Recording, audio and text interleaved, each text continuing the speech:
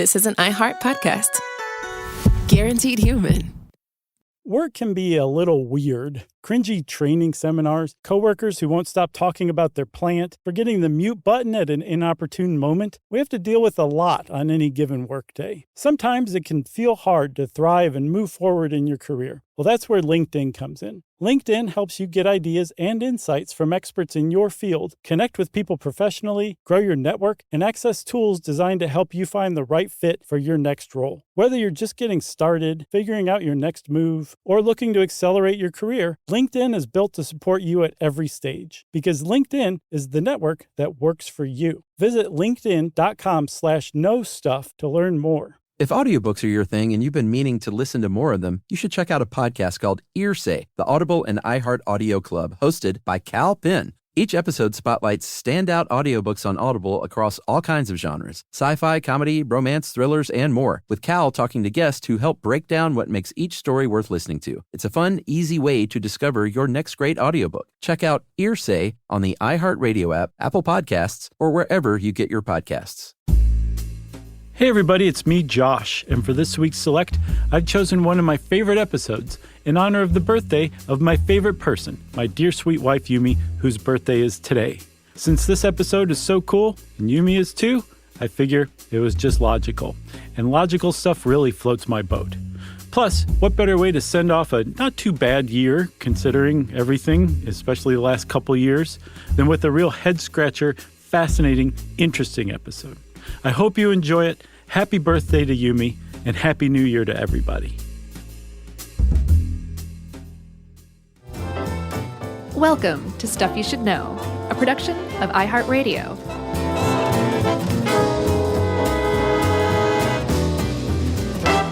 Hey, and welcome to the podcast. I'm Josh Clark. There's Charles W. Chuck Bryant. There's Jerry over there. And this is Stuff You Should Know. The podcast. You're about to say the blank edition. Yeah, I was, but I couldn't think of anything. It was literally the blank edition.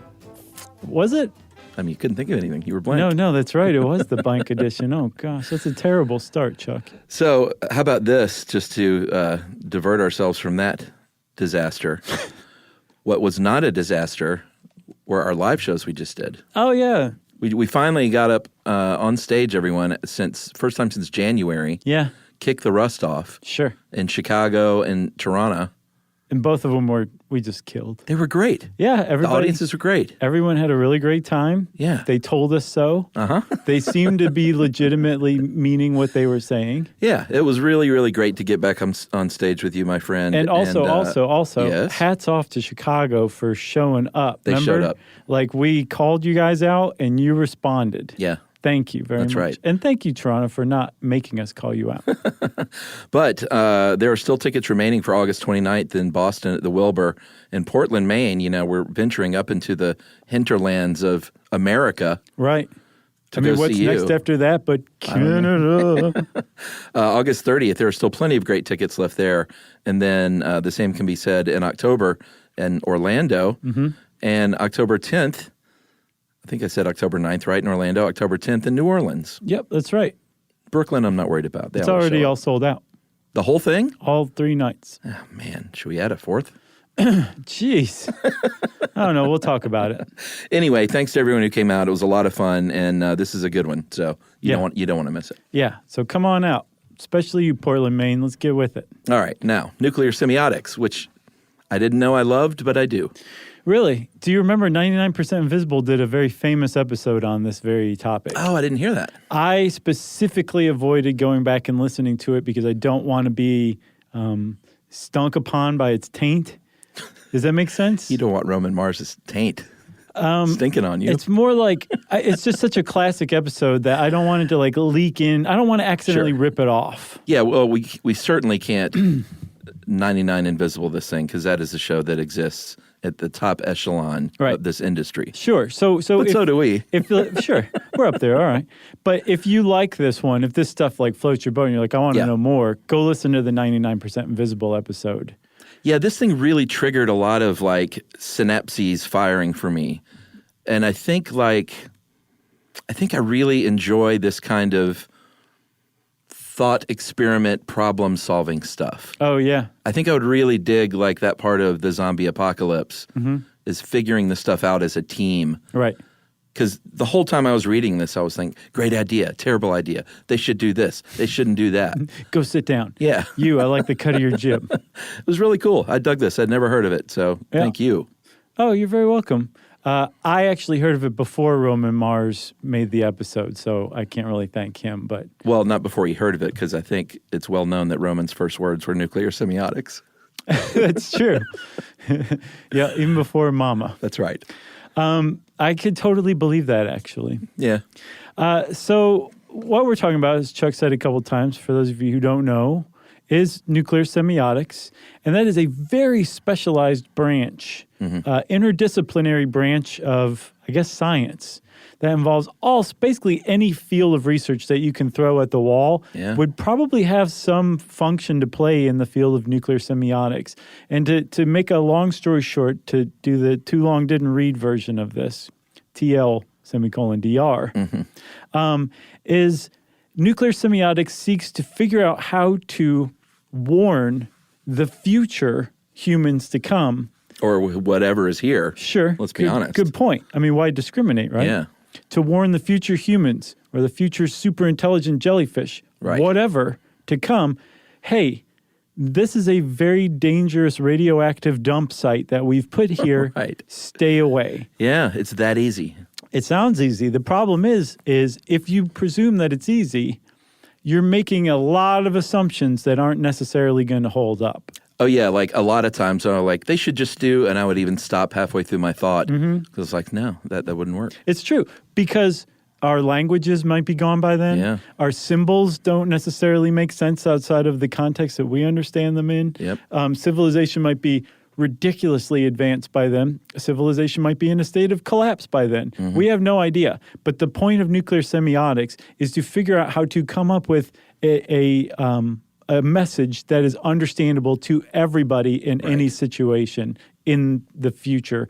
And the current state of the art is, let's figure out how to speak as far as 10,000 years into the future. Yeah, I mean, and that's like being generous. It needs to go beyond that. It does, because the whole point of nuclear semiotics, the whole point of warning the future is this stuff, this nuclear waste that we're putting into the ground now is going to be dangerous for tens and tens of thousands of years. Yeah. Plutonium-239 has a half-life of 24,000 years. There's something called technetium-99, has a half-life of 211,000 years. So another one is like 1.7 million year half-life. This is the nuclear waste that we're creating now and are putting in the ground. Yeah, and Julia Layton, who is one of our writers who does great work for us, she made a lot of great points, which is like the history of human evolution is 200,000 years. Yeah. And like we've only been like reading and writing for how long? About 5,000, less than 6,000 years. Yeah. So it sounds like you said, it sounds simple. And so many times I thought I had it cracked. Right. Only to think. Like I was like, why don't they just do something purely visual and stage a play of people at that site digging in and then dying? Then I was like, well, what do you do with it? It's like, well, just put it on a DVD. Sure. That just plays on a loop. Right. It's like, well, how are you going to power that thing? Right. What happens when everybody's converted to Blu-ray? Yeah, exactly. Or, put a solar panel up. Oh, yeah. Because that'll last forever. But what if it doesn't? What if there's like a forever nuclear storm or whatever? Right. What if the sun never shines again on Earth in 8,000 years? Which could happen. That's the cool thing about thinking into the deep future. Is all the things that will go wrong. Yeah, it makes you realize like how specific everything you think and know and understand really is to your current time. Yeah, it's very cool. She brings up the point about an apple. Like when you see the word apple, you don't see the word apple. Right. You visualize the symbol of that is an apple. Right. So it's almost like the words, very much the words will just not have meaning anymore at some point. Right. Man. Well, let's dig into it. Love this stuff. You ready? Let's do it. So to start, we should talk about where this all came from. It came from a new type of nuclear waste storage solution called long-term geological repositories. And it is basically digging into the earth, a couple of miles into the earth, putting our nuclear waste there. Again, waste that's going to be harmful to health for tens of thousands, hundreds of thousands of years. And sealing it up and then covering over the site and then putting a warning on there.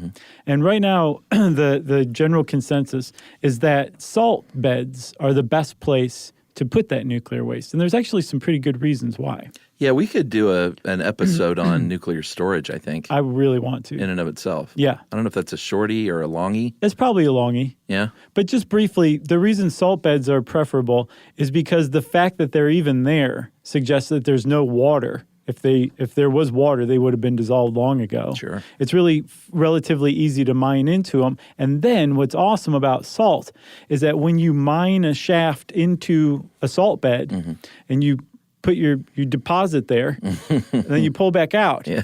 The salt bed actually heals itself over just a few decades. Seals itself back up, right? Yes. So you put a container that's been engineered to hold the nuclear waste inside for 10,000 years. Yeah, it's also in a container. Right. We should point that out. Right. You're putting it into a borehole in the salt. The salt is going to grow back around it and entomb it, perhaps permanently. Yeah. In this salt. Yeah, so it's very strong too, right? It is fairly strong. I mean, like, if you're mining using modern mining equipment, it's really easy to mine into. Right. But if you just have like a pickaxe or something, it's rock too. It's salt rock is what it's called, right? Yeah. So there's a lot of reasons why people have figured out, like, this is not a bad idea to entomb nuclear waste.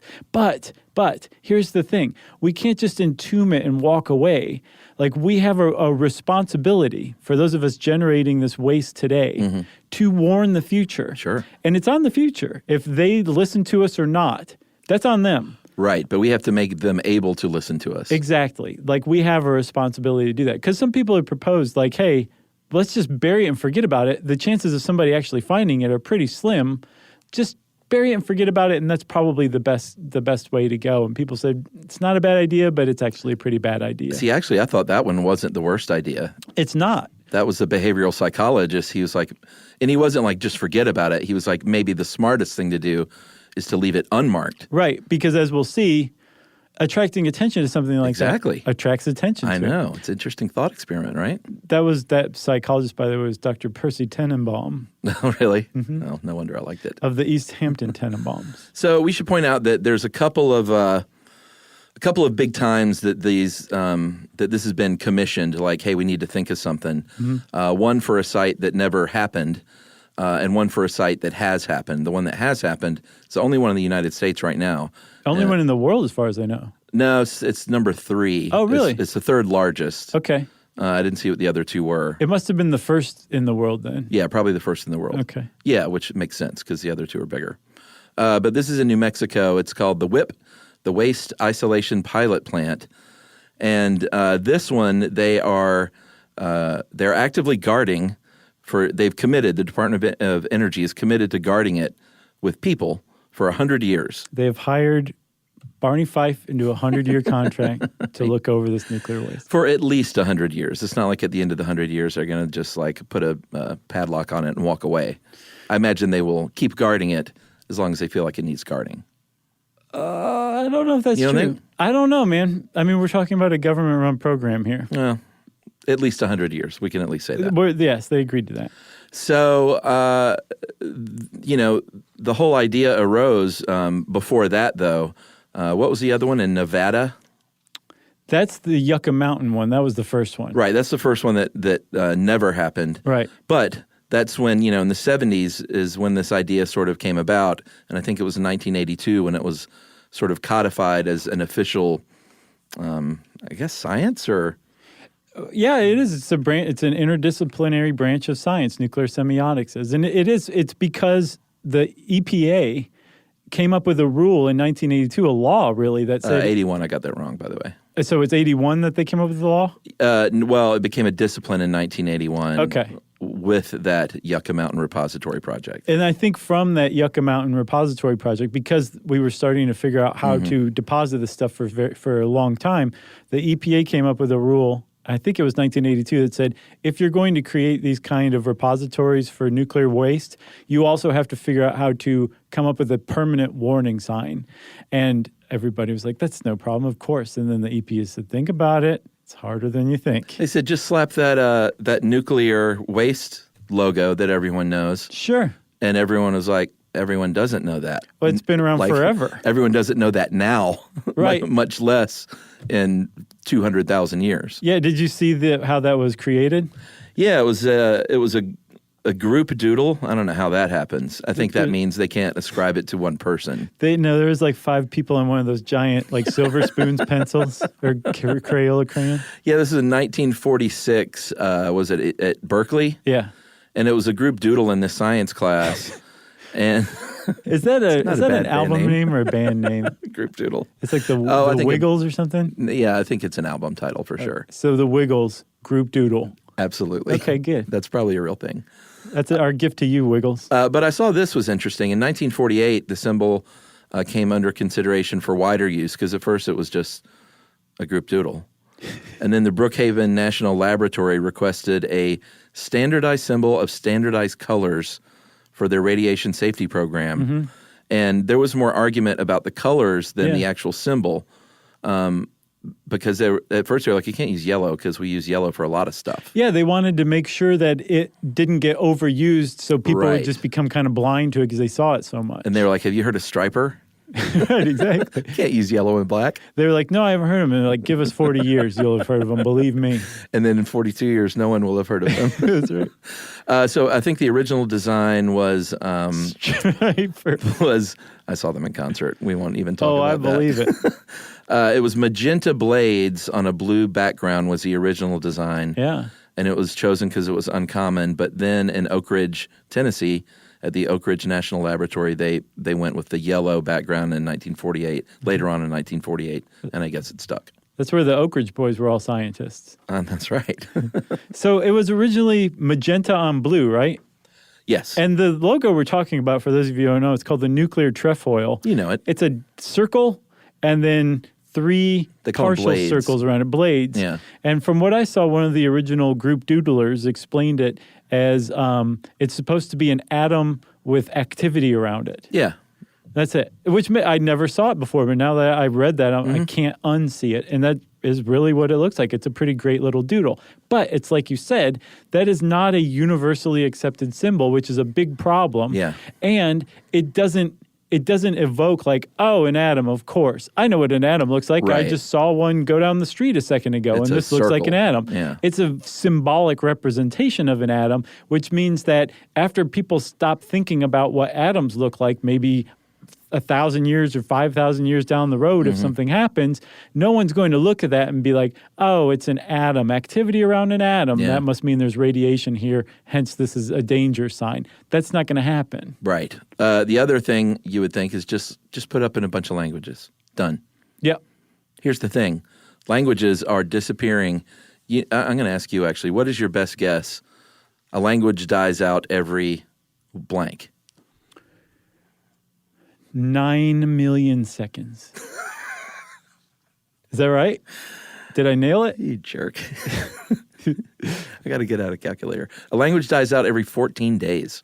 I'm pretty sure that's 9 million seconds. Isn't that staggering? God, what if it was? Are you about to do that? Yeah, you keep talking. So that's about 25 languages per year that die out. And that's really sad. It is, and it is very sad. And granted, these aren't, major languages, but they're important to the people who speak them. Sure. But that's just sort of to get across the point that throwing it up in a bunch of languages, there's no guarantee.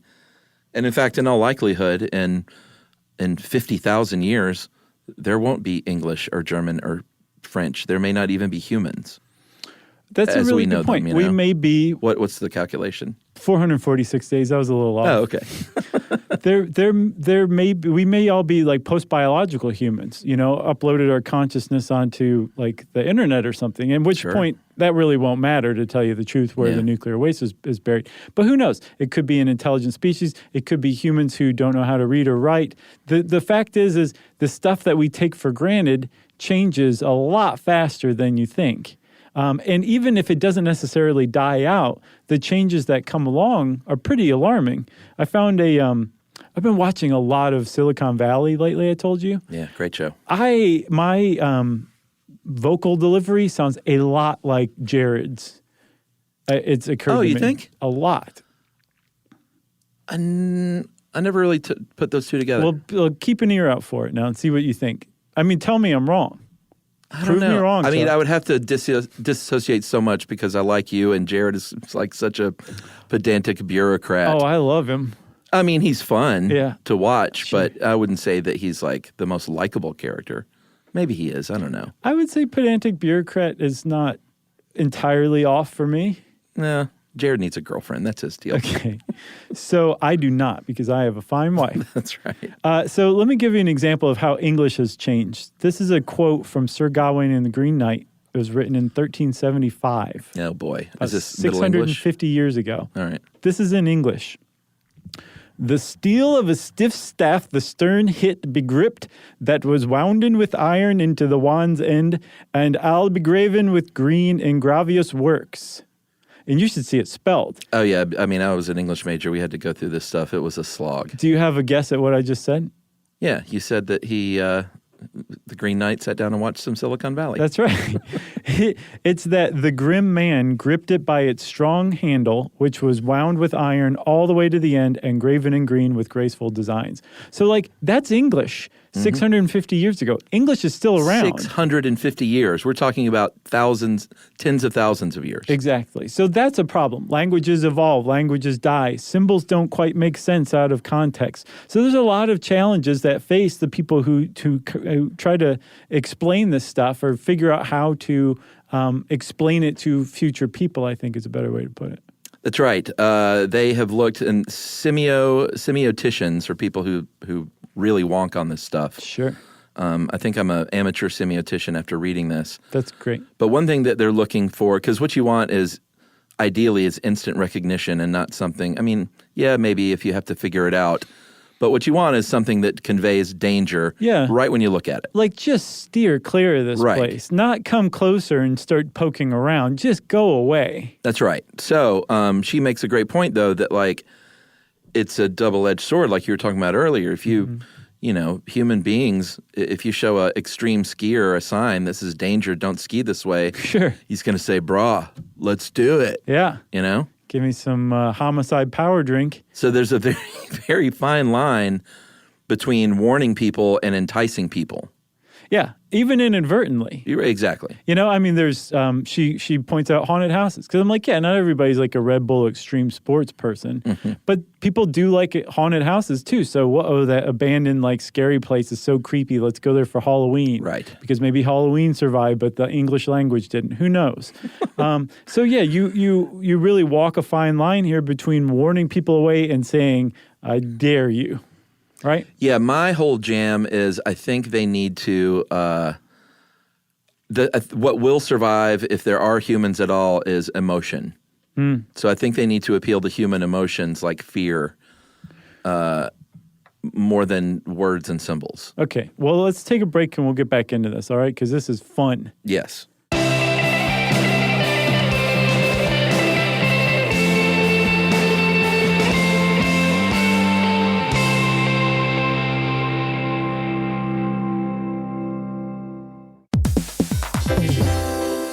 Have you ever invested in something that seemed incredible at first but didn't live up to the hype? Well, marketers know that feeling. They optimize for the numbers that look great, impressions, reach, and reacts. But when they don't show revenue, well, that's a not so great conversation with the CFO. LinkedIn has a word for that: bull spend. That's right, because you need to invest in what looks good to your CFO. LinkedIn Ads generates the highest ROAS, 121% of all major ad networks. You can reach the right buyers with LinkedIn Ads, and you can target by company, industry, job title, and more. So cut the bull spend. Advertise on LinkedIn, the network that works for you. Spend $250 on your first campaign on LinkedIn Ads and get a $250 credit for the next one. Just go to linkedin.com/SYSK. That's linkedin.com/SYSK. Terms and conditions apply.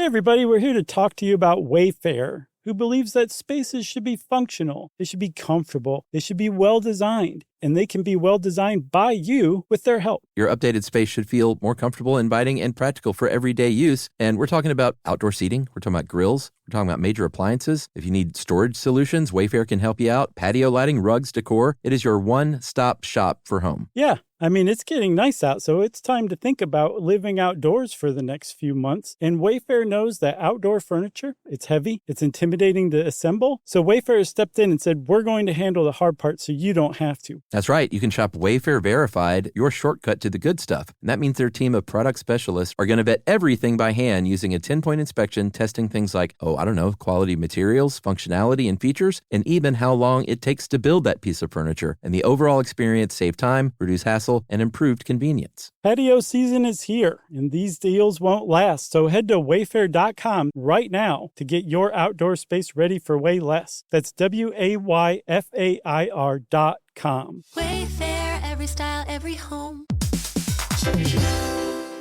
Dell PCs with Intel Inside are built for the moments that matter, for the moments you plan and the ones you don't. Built for the busy days that turn into all-night study sessions, the moment you're working from a cafe and realize every outlet's taken. Yeah, the times you're deep in your flow and the absolute last thing you need is an auto update throwing off your momentum. That's why Dell builds tech that adapts to the way you actually work. Built with a long-lasting battery so you're not scrambling for the closest outlet, and built-in intelligence that makes updates around your schedule, not in the middle of it. That's right. They don't build tech just for tech's sake. They build it for you. Find technology built for the way you work at Dell.com/Dell PCs.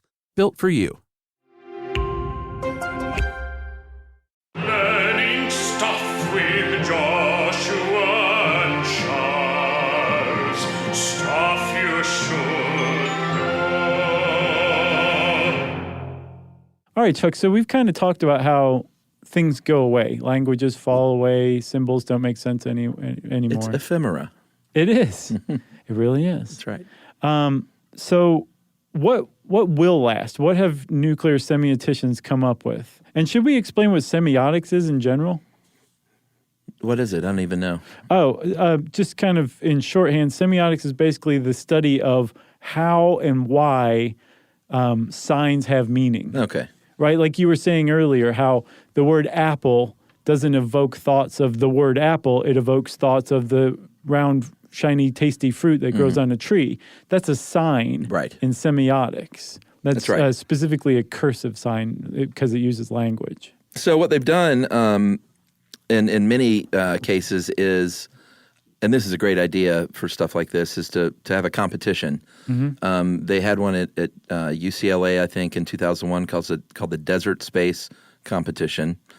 And what won that year was a cactus, a yucca cacti, glowing blue. Right. And then the idea was plant a field of these regular green cacti, and then over the place where the waste is, the repository, and then if you see the sign of a glowing blue one, I didn't see the rest of them, but I didn't think this one was that great. It wasn't that great.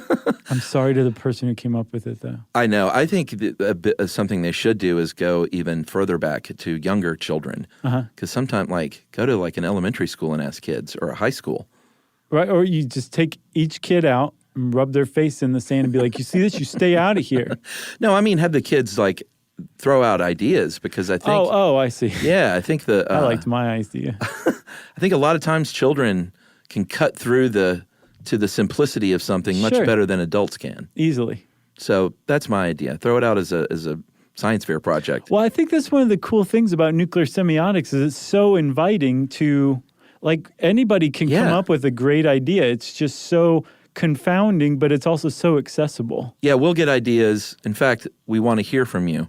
If you think you have a cool idea. That's a good idea. I guarantee you we're going to get some good ones. Yep.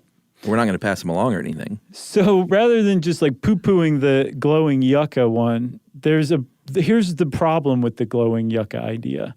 It requires explanation. Right. So part of the glowing yucca is to say these things have been genetically engineered so that when there's radiation present, they glow. So if you see this yucca glowing, it means that there's radiation here, stay away. Right.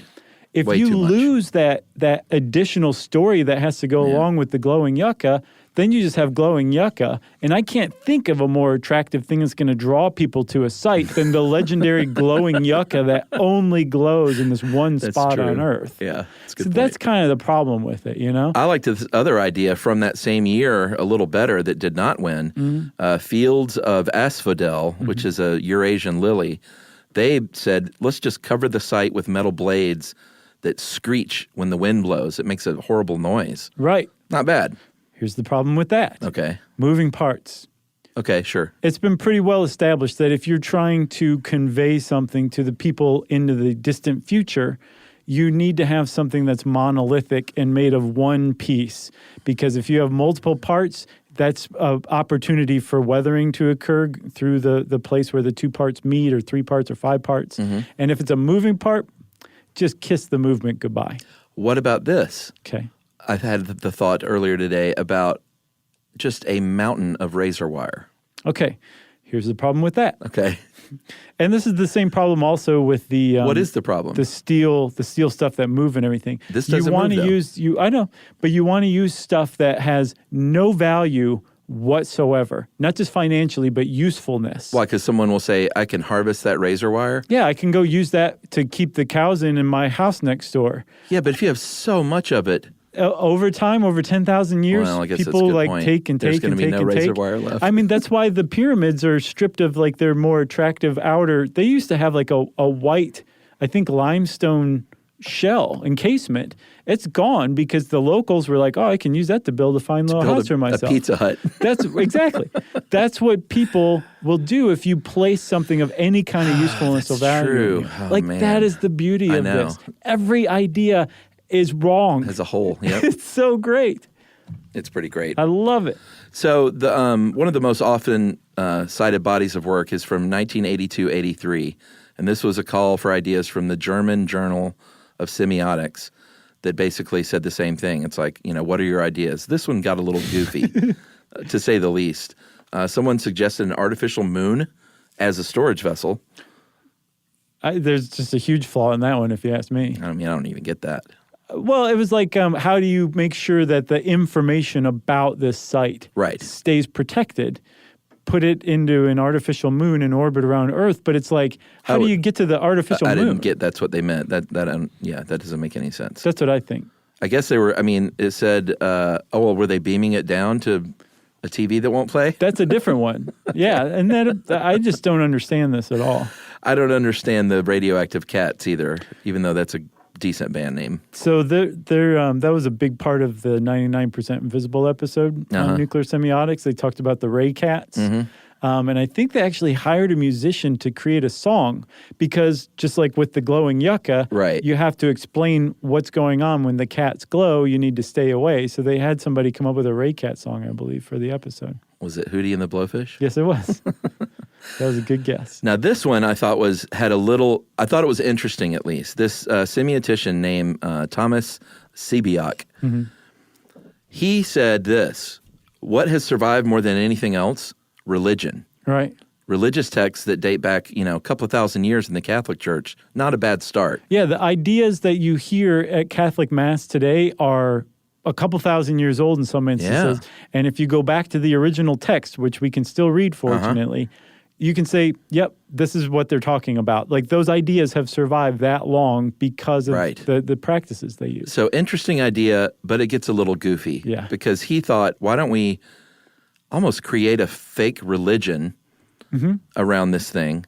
A fearful myth that you can generate, appointing an atomic priesthood to tell people and tell them to tell future generations. But, I guess the idea is that it's all false and it's just a big made-up story. Yeah, the atomic priesthood would know the truth and they would indoctrinate people, but out in society around them, it would be a closely guarded secret because everybody else thinks that whatever this fake myth about why you have to stay away from this haunted evil area is true, when really the atomic priests are the ones who know, no, actually, there's radioactive stuff buried here. They just came up with this 3,000 years ago to scare everybody away. But initially a decent idea as far as trying to make it or incorporate like what religion does, but it just definitely strange. It is. To me, though, it is at its base despicable. It's a despicable idea because it is purposefully introducing fearful, false superstition into the future. Like, we're going to purposefully introduce fearful, false superstition into the future just to scare people off from radioactivity? Like, what kind of sweeping side effects? What kind of wars might start over this? How many people will die to defend this fake thing that they don't realize is fake? Because Thomas Semiotics came up with this idea to keep people away from a single site in New Mexico. Right. That's crazy. It didn't fare too well either among his colleagues. No, and rightfully so, because again, it's a despicable idea. So he was on the Human Interference Task Force. We mentioned the Nevada site. That was what was launched for that Yucca Mountain site back in 81, from 81 to 83. So as whatever Semiotics' original idea was, he had like some other closely related ideas that were great, though. Yeah. Like, he's not like just a total nut job hack or anything. No. It was like, I think it was just a misfire in an otherwise illustrious career. I think. I don't know that much about him. But one of his other ideas was, okay, well, let's take the atomic priesthood away. Let's take the religion and all that stuff away. And let's just give them like the facts. But let's figure out a way to make sure that those facts get passed down. Mm-hmm. And what he came up with was called a meta message, where it's a message that says, this place has nuclear radiation. It can kill you. You need to stay away from it. And we invite you to take this message and translate it into whatever languages you guys have on Earth at the time. Assuming you can read this. Right.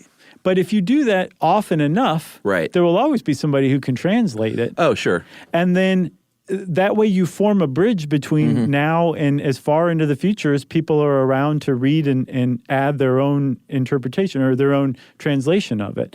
But then you want to leave the original so that if there's ever like a disagreement about what word meant, hopefully somebody can go back language to language to language and connect them so that they can see the original version.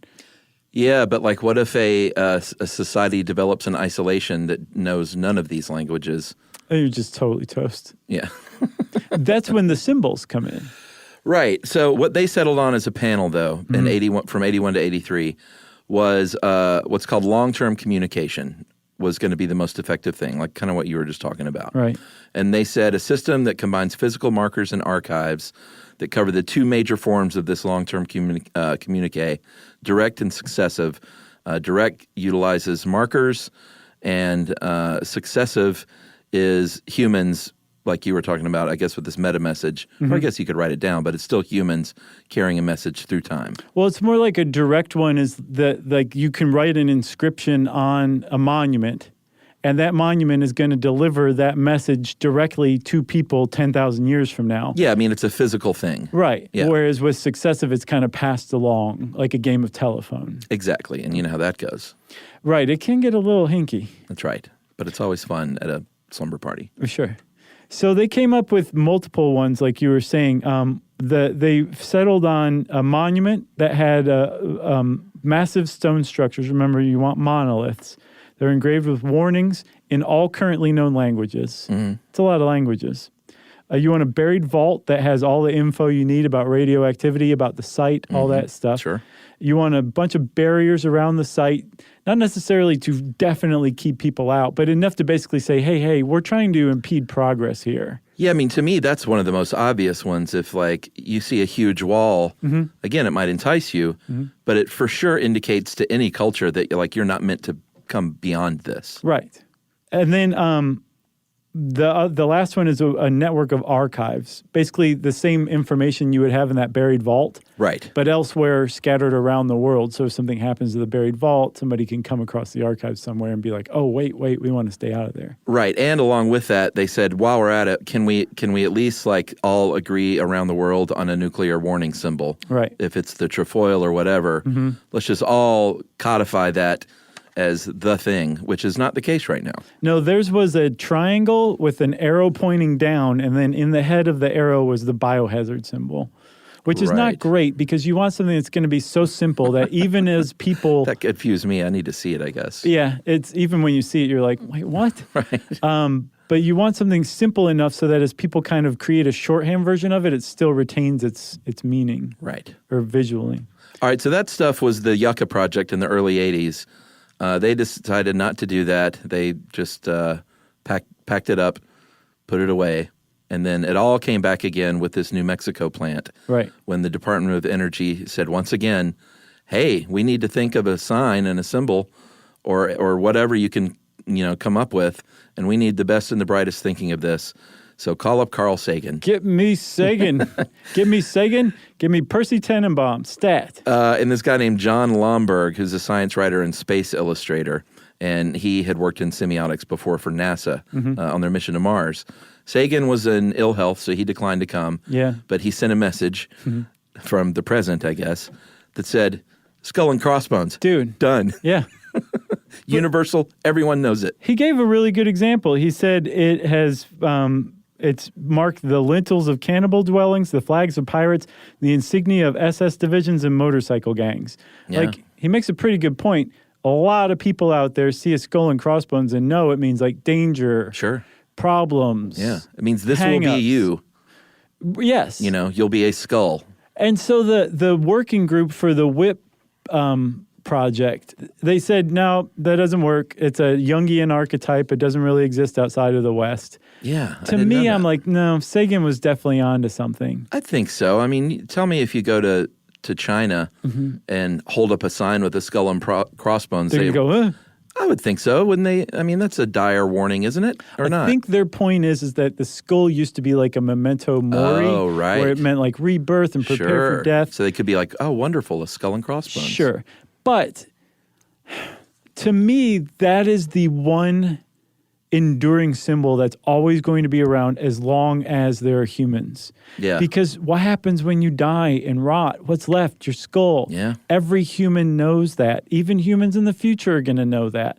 Even ones that are in like a post-collapse tribes who are running around like and have lost all of the languages that are around today, they're going to know what a skull looks like or what a skull means. Or at least one of them is going to be like, wait, I don't think this is saying that the rainbow's coming. I think it means like death or danger. All right, let's take another break. Yeah? Sure. And we'll come back and talk about the approach that the WHIP panel took and what they came up with right after this.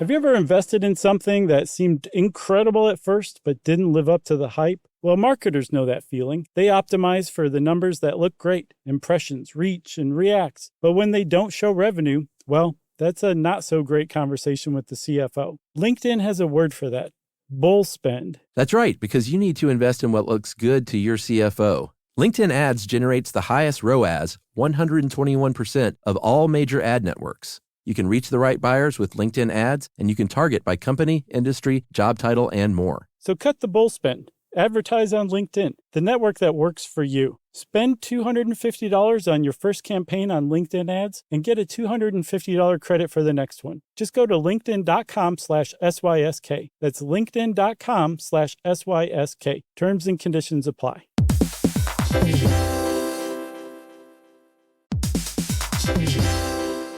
Dell PCs with Intel Inside are built for the moments that matter, for the moments you plan and the ones you don't. Built for the busy days that turn into all-night study sessions, the moment you're working from a cafe and realize every outlet's taken. Yeah, the times you're deep in your flow and the absolute last thing you need is an auto update throwing off your momentum. That's why Dell builds tech that adapts to the way you actually work. Built with a long-lasting battery so you're not scrambling for the closest outlet, and built-in intelligence that makes updates around your schedule, not in the middle of it. That's right. They don't build tech just for tech's sake. They build it for you. Find technology built for the way you work at Dell.com/Dell PCs.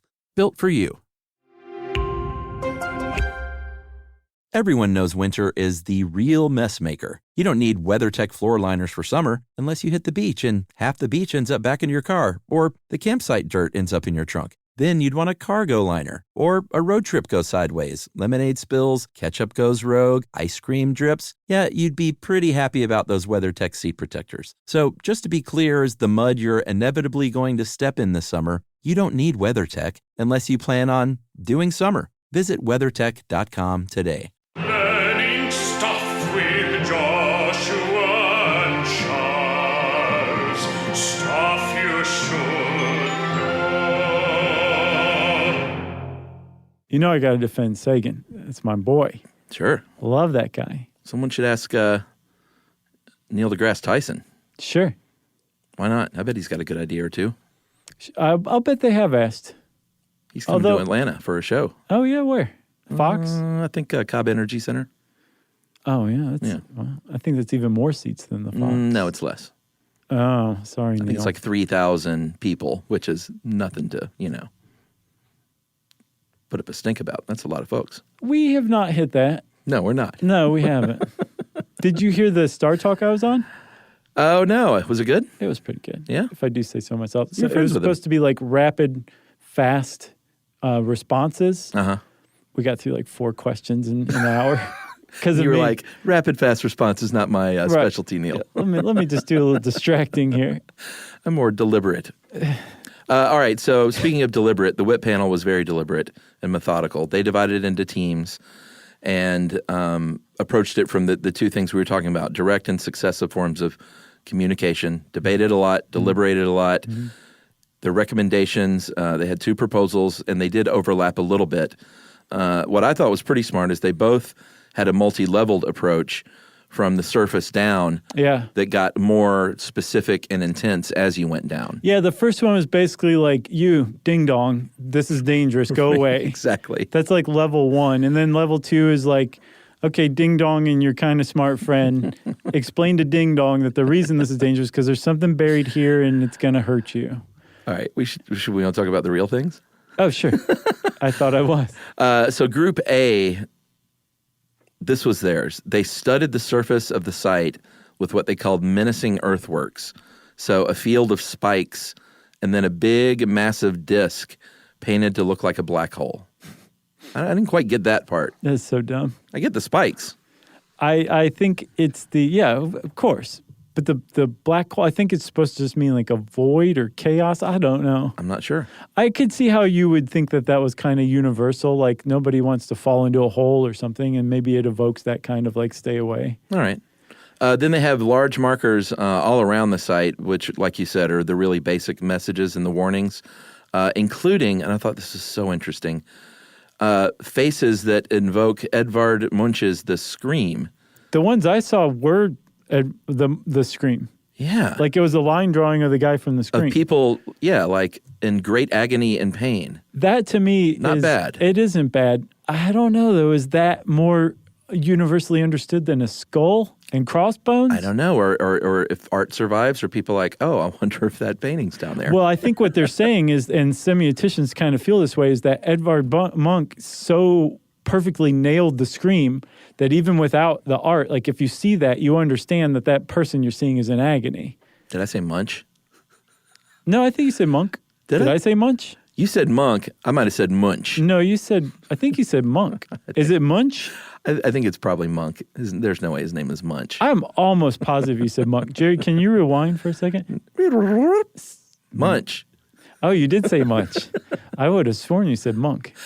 So Group A, below the surface, this is when they actually start talking about nuclear waste, what it does to you, the details about the structure and all that stuff.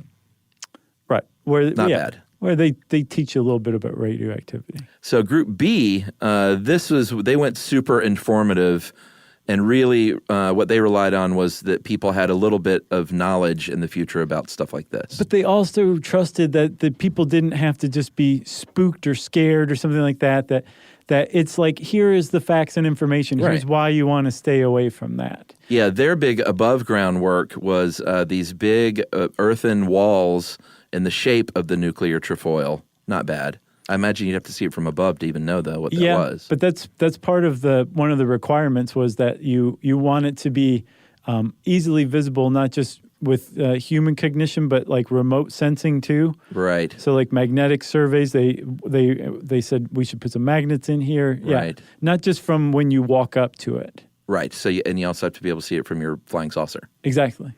And then inside the walls, they have at various depths have these big markers, and here's where they use like symbols and pictographs, all kinds of languages, writing in different languages, and then more human faces increasingly contorted in agony as you go down. Yeah. It looks to me like the guy's getting drunker and drunker. Yeah. Yeah. That's what it looks like.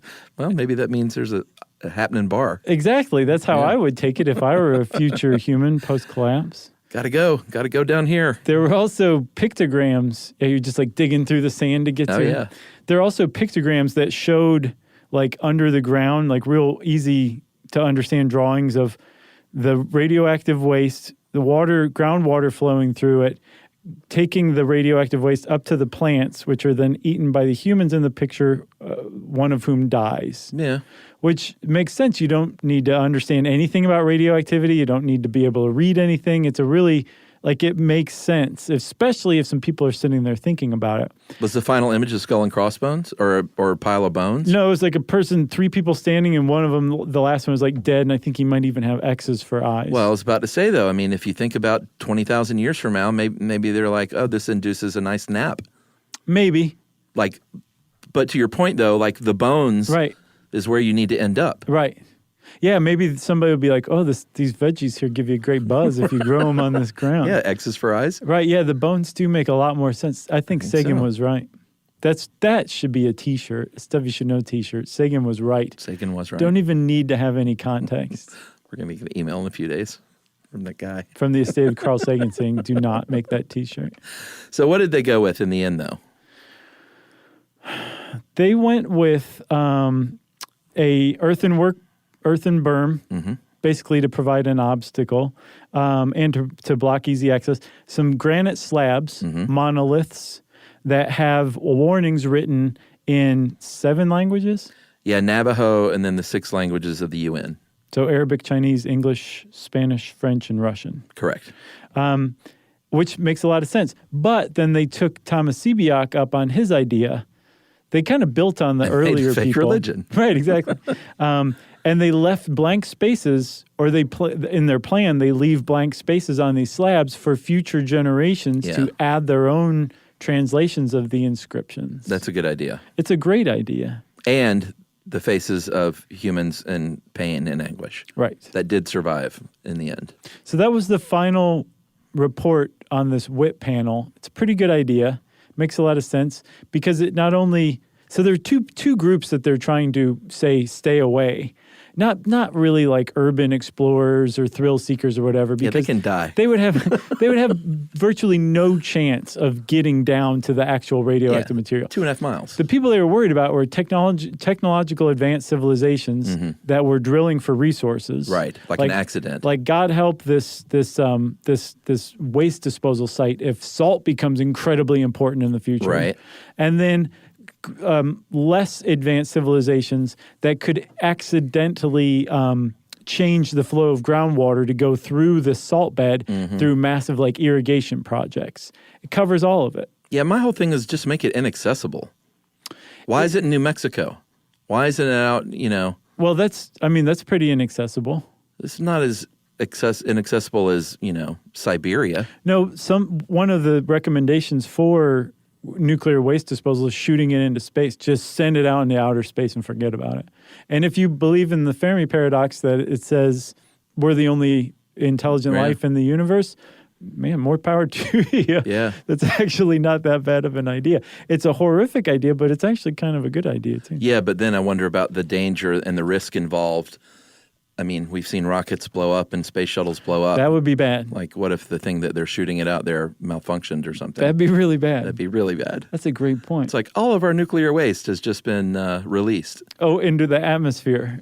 Yeah, it's a great point, Chuck. So here's the thing. Is all of this just wasted effort? Because I was getting so into this stuff, and then the end of this article was a real, sad trombone. Yeah. Because it seems like nobody really even cares, the people that matter. Well, the first group, like their whole thing will probably never be implemented because the Yucca Mountain project got shut down. Right. But the WIP group may actually have their plan come to fruition because it is an EPA rule that you have to create this kind of marker, and they've got until about 2040 until they estimate the place is going to shut down. So it's entirely possible that in 2040 or sometime in the 100 years after 2040 when the DOE stops protecting the site, or the DOD, they may implement this earthen works and these 16 granite slabs, and we may live to see something like this. Well, outside of the U.S., it seems like no one is super concerned. Sweden in 2011 had an application to build a repository in Forsmark, and in their literal application, they basically said, you know what, we're going to worry about that later. Yeah. In 70 years when this thing's finished. They said, see this can? We just kicked it 70 years down the road. And the Swedish National Archives, they consulted on their application. They said that's really insufficient. It said it gives the impression that one intends to postpone important documentation efforts until the closure of the repository in 70 years. Mm-hmm. And it's like, it doesn't give the impression. It literally said that. Right. So I think they were being ultra polite. Yeah, I think, well, Sweden. Right. Good people. In the U.S., though... Don't tell A$AP Rocky that. I don't even know what that means. That's a singer, right? Yeah, he's a rapper. He's in prison in Sweden right now. I did not know that. Oh, man. What did he do? He got into a fight with some Swedish kids, and it may or may not have been their fault. It looks on video like they definitely provoked it. Really? But the king of Sweden is like, sorry, rule of law applies to everybody, including super famous Americans. Well, true. Donald Trump called him to try to get the thing resolved at the behest of Kanye West. Oh, God. And apparently it just made everything worse, and now the king of Sweden is like, there's no chance he's getting released early. Wow. Man, where have I been? This is reality. I know. What I just said is actual fact. It actually happened here in 2019, everybody. Humans of the far future, can you believe it? Mm-hmm. Humans of the near. John Lomberg, that guy we were talking about earlier, who was on that original 1991 WIP panel, he told Vice just a couple of years ago, a lot of us had been around the block a few times before because, you know, he was back then doing the same thing and knew this was going to be a report the government only did. And this is the U.S., and we're putting more thought toward this than anyone. Yeah, which is really surprising. He said they only did this because they needed to show compliance. They didn't really care what we said. And then from the 1981 Human Interference Task Force, during the competition, they basically said the most effective sign will be the dead bodies of those foolish enough to ignore. Which makes sense. Whatever sign. So basically, like, who cares? Someone will get in there and they'll all die, and then that'll be the big warning. Right, which makes sense if humans are in communication around the globe and you've got the same warning around. But if they're not, then it's catastrophe. But at least we fulfilled our part of the bargain where we really tried to warn everybody. Agreed. You got anything else? Nah. If you will indulge me, I would like to plug The End of the World with Josh Clark. What? The End of the World with Josh Clark. If like thinking about things in like far deep time and the future of humanity and all that stuff kind of floated your boat, I would recommend my little podcast series, The End of the World with Josh Clark. For sure. This is right up your alley. Thank you, Chuck. And since Chuck said right up your alley, it's time for listener mail. Hey guys, we are strangers, but we aren't. You've been with me during the most challenging times of my life. I've listened to your show for about 7 years. I'm an English teacher, and my students are tired and making fun of me because I always start lessons with, so I was listening to stuff you should know. I went through a huge life change recently. I was in a relationship for 5 years, engaged for 4 of them, and moved from Phoenix to Charlotte after ending that relationship, which was incredibly difficult to do. Mm-hmm. During the drive, I listened to you guys for the entire 34 hours. Wow. Can you imagine? No. I honestly can't. No music, just you guys. My heart was so broken, I didn't think I would ever be able to recover from that trauma. But the trauma of listening to us for 34 hours. But you didn't know that you were able to comfort me and calm me down. That's nice. My brother, who helped me move, asked me what I needed to listen to during the drive. I told him I wanted to listen to Stuff You Should Know. He had never heard of it. But now my brother, Nick, is also a fan. Whether he likes it or not. And we almost always start our conversations now with, did you listen to the last Stuff You Should Know? That's cool. So I just want to give you guys kudos for being incredible. Please give a shout out to Justin, a fan that learned about you guys from me, in case he didn't hear it the first time. Hello, Justin Potter. Wow. Thanks for giving me calm in times of adversity. I know we are strangers, but we are not actually, because you have been with me during struggles in my life. I credit you for getting me through the hardest times, and I will be a lifelong fan of you both. That is from Kate. Thanks, Kate. I'm really glad we got to play some small part in getting you back on the road to happiness. Yeah, I hope everything's going great for you. Yeah, for real. If you want to get in touch with us like Kate did, just to say hi or to say thanks or to say, you guys really screwed up, it's cool. You can go on to stuffyoushouldknow.com and check out our social links. And you can also send us a good old-fashioned email to stuffpodcast@iheartradio.com. Stuff You Should Know is a production of iHeartRadio. For more podcasts from iHeartRadio, visit the iHeartRadio app, Apple Podcasts, or wherever you listen to your favorite shows.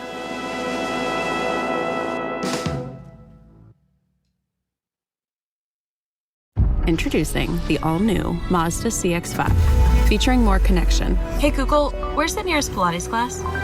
Safety that has your back. More discovery on the scenic routes. More passion in the details. And more control in changing weather. The all-new Mazda CX-5. More to move every side of you.